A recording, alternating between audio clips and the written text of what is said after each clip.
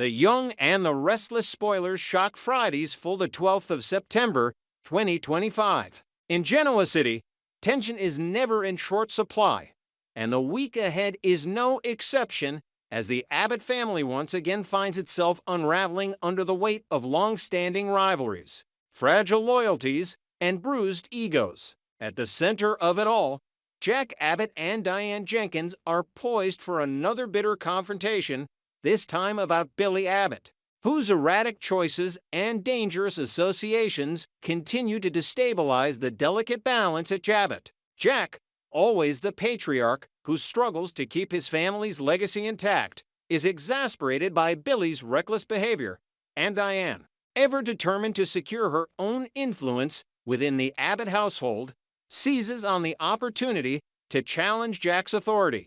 Their clash is less about Billy himself and more about the constant tug-of-war over who gets to control the narrative of the Abbott family's future. Diane is unwilling to stand by quietly while Billy undermines everything she and Jack have been attempting to stabilize, while Jack, exhausted by the endless cycle of betrayal and reconciliation, grows sharper and less patient in his defense of his brother. Every word exchanged between them carries with it the sting of unresolved resentments and the constant fear that one misstep could give outsiders an opening to tear the Abbotts apart. Meanwhile, Billy, far from oblivious to the storm his choices are creating, finds himself entangled in an opportunity that blurs the line between temptation and survival. Alongside Sally Spectra and Phyllis Summers, Billy is presented with an offer that may be too tantalizing to refuse. For Sally, whose ambitions often collide with her desire for legitimacy, the proposition represents a chance to cement her independence in a town that never stops judging her by her past. For Phyllis, the eternal schemer who thrives on risk, it is nothing less than an invitation to return to the game she plays better than almost anyone else, manipulating circumstances to her advantage. And for Billy, whose penchant for gambling with his future is both his greatest strength and his deepest flaw, the offer reawakens the dangerous thrill that always lurks just beneath his surface. Together, this unlikely trio embodies a combustible mix of ambition, desperation, and cunning, each of them aware that stepping through this door could lead to ruin or redemption, depending on how well they can outmaneuver not only their rivals, but also each other. While all of this plays out, Kyle Abbott becomes the unlikely focal point of another brewing conflict. Alone in crimson lights, the familiar hum of the coffee house becomes a backdrop for his restless thoughts as he replays a recent conversation with Claire Newman. Claire, whose presence in Kyle's orbit has stirred emotions he struggles to fully understand, occupies his mind in ways that both intrigue and unsettle him. But his reflective moment is abruptly interrupted when Holden Novak strides into the cafe, pulling Kyle back into the messy reality of rivalries and misunderstandings. The air thickens instantly, their interaction charged with suspicion and unspoken resentment. Kyle wastes no time in confronting Holden, demanding answers about his behavior with Claire the previous night. The accusation whether Holden was drinking with her, possibly even attempting to seduce her, hangs in the air like a provocation designed to draw battle lines. Holden, for his part, refuses to be intimidated. With a cool defiance, he flips Kyle's accusation back on him, questioning why Kyle feels the need to monitor Claire so closely. His words strike at the insecurity Kyle cannot hide, the fear that his connection to Claire is slipping out of his control. "I don't like being threatened," Holden's tone suggests, making it clear that he sees Kyle's posturing as both desperate and unwelcome. But beneath his bravado lies a complicated truth. Holden has indeed been close to Claire during some of her most vulnerable moments. He reminds Kyle, pointedly, that he stood by Claire when Cole was gravely ill, and again after Cole's passing, while Kyle was hundreds of miles away in Nice. It is not only a defense of his presence in Claire's life, but also a challenge to Kyle's claim over her loyalty. Holden's words cut deep because they carry the weight of lived experience, something Kyle cannot easily dismiss. Yet Holden does not stop there. He reveals that he has already taken steps to protect Claire from another source of toxicity, making it clear that he told Audra Charles to stay away from both him and Claire. The name Audra is a trigger of its own, bringing with it echoes of manipulation and betrayal that have long haunted the tangled web of relationships in Genoa City. By declaring that he has set boundaries, Holden positions himself as the protector Claire needs, contrasting sharply with Kyle's more possessive, suspicious stance. For Kyle, however, this only underscores the growing threat Holden represents. His frustration boils over, and with steely determination, he pushes back, insisting that Holden is the one who needs to keep his distance. It is in the midst of this escalating tension that Claire herself walks into Crimson Lights, unaware of the verbal sparring match that has unfolded in her absence. Her arrival changes the entire dynamic, a silent presence that commands attention and shifts the energy in the room. Both men, caught between their pride and their feelings, suddenly find themselves on display, their words and choices in danger of betraying their true intentions. Claire's expression, a mix of curiosity and unease, makes it clear that whatever narrative they attempt to spin, she will not remain blind to the underlying hostility much longer. For Kyle, the stakes are personal, cannot afford to lose her trust. For Holden, it is about credibility and sincerity, proving that his place in her life is born of genuine care rather than opportunism. The scene becomes a microcosm of everything that makes life in Genoa City so combustible: old wounds, unhealed grief, fragile alliances, and the constant battle for power both inside families and in the messy realm of personal relationships. Kyle's simmering anger, Holden's defiance, Claire's uncertain zeal of it converges into a moment where past and present collide, setting the stage for choices that will have far-reaching consequences. Behind it all lies the shadow of the Abbotts' larger struggles, from Jack and Diane's endless disputes to Billy's dangerous temptations, proving once again that in this town, no moment exists in isolation. Every conversation, every accusation, and every alliance becomes part of a larger game, one where the price of victory is often heartbreak, and the cost of miscalculation can destroy not only reputations, but entire families. As these stories continue to unfold, viewers are reminded why The Young and the Restless has held audiences captive for decades. It is not merely the dramatic confrontations or shocking revelations, but the way every character carries with them a history that cannot be erased, a network of ties that binds them together even as they pull apart. Jack and Diane's argument about Billy is not just about one man's recklessness, it is about decades of scars and the perpetual struggle for control within the Abbott dynasty. Billy's dangerous deal with Sally and Phyllis is not just about ambition, it is about the restless hunger that drives people in Genoa City to risk everything for one more chance at proving themselves.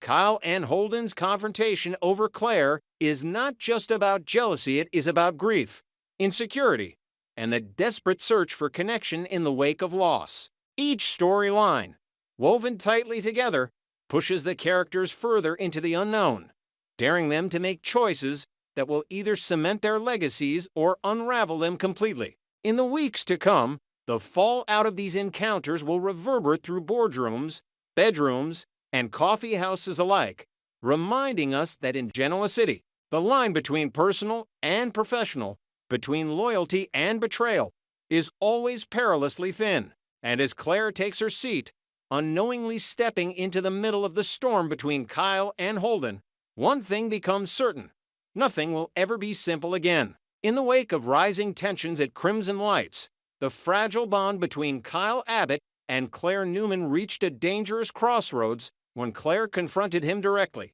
her voice steady yet carrying the weight of restrained emotion. "Holden has been a good friend to me when I needed him. Why is that a problem for you?" she demanded, her words slicing through Kyle's possessiveness with disarming clarity. She reminded him that no matter how deeply entangled their history had become, he had no authority to dictate who she could or could not spend her time with. The assertion left Kyle reeling, not only because it challenged his protective instincts, but also because it illuminated the uncomfortable truth that his jealousy was more transparent than he had realized. In that moment, Holden seized the opportunity to retreat, slipping away before Kyle could push the confrontation further, leaving behind an atmosphere heavy with unresolved tension and bruised egos. Back at the Abbott estate, Jack Abbott carried his own burdens. He left a voicemail for Billy, referencing the strange message he had received regarding the sudden cancellation of the much-anticipated launch party. The tone of Jack's voice carried both worry and irritation, his words laced with the expectation that Billy's fingerprints were somehow on this disruption. What should have been a night of glamour and strategic opportunity had been derailed before it even began, and Jack knew that the fallout would ripple across the company's reputation. As Diane Jenkins entered the room, her instincts immediately caught the edge in Jack's tone, prompting her to press for answers. What followed was another round of biting exchanges between the two, their dialogue a mixture of suspicion, accusation, and raw vulnerability. Diane argued that Billy's patterns of impulsive behavior and reckless alliances could only mean he was behind the confusion, while Jack, though critical of his brother, resisted her quick conclusions, pointing out that their family history demanded caution before assuming the worst. Yet, as always, the undercurrent was not only about Billy, it was about the way Diane questioned Jack's leadership, the way she positioned herself as the voice of reason, and the ever-present friction of two people trying to mold the future of the Abbott family in conflicting ways. Kyle, having returned home with his pride wounded and his anger simmering, sought solace in venting about the confrontation at Crimson Lights. He lamented the way Claire had stepped into his argument with Holden, accusing her of choosing sides, of defending Holden over him. To Kyle, her decision to challenge him publicly felt like a betrayal, one that highlighted the shifting power dynamic between them. His frustration only deepened as he replayed the moment in his mind, convinced that Claire's intervention had given Holden the upper hand, undermining his position in front of a rival he already despised. What Kyle failed to acknowledge, however, was that his own inability to rein in his jealousy was the very thing driving Claire further from him. For Claire, the aftermath of the confrontation carried a different weight. She chose not to stay silent, and instead followed Holden to the observation deck, the quiet night air offering both of them a moment of reprieve from the suffocating intensity of Genoa City. Her apology for Kyle's behavior was sincere, her voice tinged with embarrassment at the way the scene had unfolded. Yet beneath the apology lay an urgency of her own, a need to cut through the layers of suspicion and half-truths that surrounded Holden's past. She asked him directly to explain what really happened in Los Angeles with Audra, pressing him to strip away the evasions and confront the truth. Before allowing him to respond, however, Claire grounded the conversation in her own history, revealing the shadows she had fought her way through, the psychological battles that therapy had helped her win, and the redemptive power of family love and forgiveness that had given her the strength to move forward. Holden, taken aback by her vulnerability, was quick to validate her journey. He told her that she deserved every bit of peace she had earned, that her resilience and capacity for empathy set her apart from so many others in their world. Then, with a mixture of sincerity and hesitation, he confessed what had been building beneath the surface. "I like the way you think," he said softly, his words carrying the weight of something more than casual admiration. "In fact, I like everything about you. I can't pretend otherwise anymore." The admission shifted the air between them, transforming the space into something fragile and electric. A moment in which Claire's trust in him would either deepen or fracture depending on how she chose to respond. While this delicate encounter unfolded under the night sky, the atmosphere at the Genoa City Athletic Club took a dramatically different turn. Billy Abbott and Sally Spector arrived, dressed to impress and expecting to walk into a bustling launch party. Instead, they found the venue eerily empty, the silence a stark contrast to the glamour and energy they had anticipated. Confusion etched across their faces. They exchanged glances before spotting Kane Ashby, whose sudden appearance raised immediate red flags. Kane's presence, casual yet deliberate, carried an unsettling undertone, as though he had been waiting for them all along. When his eyes settled on Sally, his smirk widened, and he offered a compliment on her appearance, one that dripped with insinuation. Sally, unwilling to play along with his games, cut him off with sharp precision. "I don't recall inviting you." Her words stung, but Kane was not easily rattled.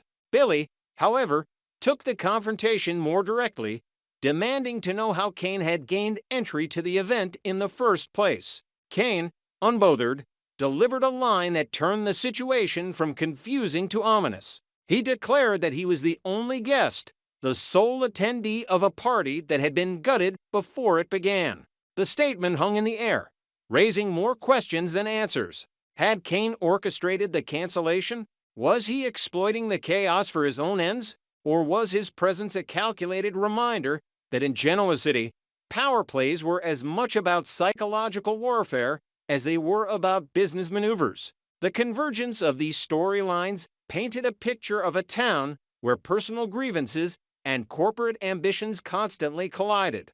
Claire's fragile moment of honesty with Holden stood in stark contrast to the hostility brewing at the athletic club, yet both threads were tied together by the same theme: trust and betrayal. Kyle's inability to control his jealousy pushed Claire toward Holden, just as Jack and Diane's arguments eroded the unity of the Abbott family. Billy's reliance on chance and instinct led him into yet another confrontation with Kane, whose shadowy maneuvers threatened to destabilize more than just a canceled party. Each character moved like a piece on a chessboard, their choices setting off-chain reactions that promised fallout not only in their personal lives, but in the very foundations of Genoa City's power structure. As the night deepened, nothing felt resolved. Claire stood on the edge of a possible new entanglement, torn between loyalty to her family and the growing pull of Holden's sincerity. Kyle stewed in resentment, his pride pushing him toward decisions that could cost him dearly. Jack and Diane remained locked in their perpetual struggle for dominance, each too stubborn to yield even as the cracks widened beneath them. And Billy and Sally, left staring at the hollow shell of a canceled launch, realized that whatever game Kane was playing, they had walked right into the center of it. In Genoa City, nothing ever ends with one argument or one revelation. Every choice is a spark, and sooner or later, those sparks ignite into a fire that consumes everything in its path. The empty launch venue transformed from a stage of confusion into a chamber of revelations, as Kane Ashby made his presence known with a smirk that sent shivers of unease through Billy Abbott and Sally Spectra. His words were cutting, delivered with the satisfaction of a man who thrived on upending expectations. The party has been canceled, and hopefully Abbott Communications as well. The sting of his remark was sharper than the silence in the room, its implication not just about a ruined evening, but the collapse of a dream, the dismantling of yet another Abbott enterprise before it could even find its footing. He revealed, almost casually, that he had personally sent out the cancellation notice, spinning the narrative that Newman Media was not prepared to tolerate competition of this magnitude. It was not just a business decision, it was a warning, cloaked in smug certainty. Sally, fiery and unafraid, refused to shrink back under his insinuations. Her eyes narrowed, and her voice carried the defiance of someone who had clawed her way back from ruin too many times to be intimidated by veiled threats. "We're not afraid of them," she snapped, making it clear that she saw through Kane's attempt to unsettle them. Yet Kane was quick to remind her of the deeper game at play, the power that loomed behind Newman Media and its ruthless patriarch. With chilling conviction, he declared that Victor Newman already had the financial strength to destroy Abbott Communications, that he could manipulate capital and investors until the company collapsed under its own weight. The warning was not merely theoretical, it was a glimpse into the weaponized strategies that had defined Victor's legacy for decades. Billy, unsettled but unwilling to concede ground, pressed Kane on how such a scenario could even be possible. Before Kane could answer, a voice cut through the room like a blade. Phyllis Summers entered with her trademark flair. her tone dripping with disdain and her eyes alight with the satisfaction of catching an adversary off guard. "I'll tell you how," she declared, every syllable laced with accusation. "Because Cain has betrayed all of us." Her words hung heavy in the air, the kind of claim that demanded attention. She went further, dropping a bombshell that reframed everything. Cain was in possession of an artificial intelligence program capable of infiltrating and taking control of the systems of any corporation. The revelation was more than shocking, it was dangerous, a secret too volatile to ignore. Cain, caught but not defeated, did not deny it. In fact, he confirmed the accusation with an unsettling calm, almost proud of the monstrosity he had engineered. Yes, he had created such a program. Yes, it could dismantle companies from the inside out, bypassing protections and seizing control of their most critical infrastructure. The look in his eyes was part arrogance, part desperation, as he admitted that this was the very leverage keeping him afloat. But he insisted he was not the only villain in the room. Victor Newman, the mustache, was already pressuring him, blackmailing him with knowledge of how Cain's father had stolen property years ago. If Victor succeeded in taking hold of the program, Cain insisted he would unleash it without hesitation, using it as a weapon against his enemies. The first targets would be Jabot and Abbott Communications, sending a message to the world that even the most powerful families were not untouchable.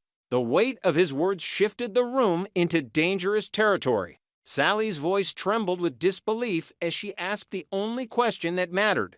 Why create something like this in the first place? The answer came not from Cain, but from Billy, whose restless spirit had always been drawn to risk. "Because it's brilliant," he muttered, half in awe and half in fear. The admission startled even him, as though he recognized in Cain's recklessness a reflection of his own destructive tendencies. Sally, however, was not content to let admiration cloud the stakes. She cut in with a pointed question, demanding to know what Cain expected in return if they were to entertain this dangerous alliance. Cain's response was chilling in its simplicity. He claimed he wanted only their trust, their shared hatred of Victor, and their willingness to do what had to be done.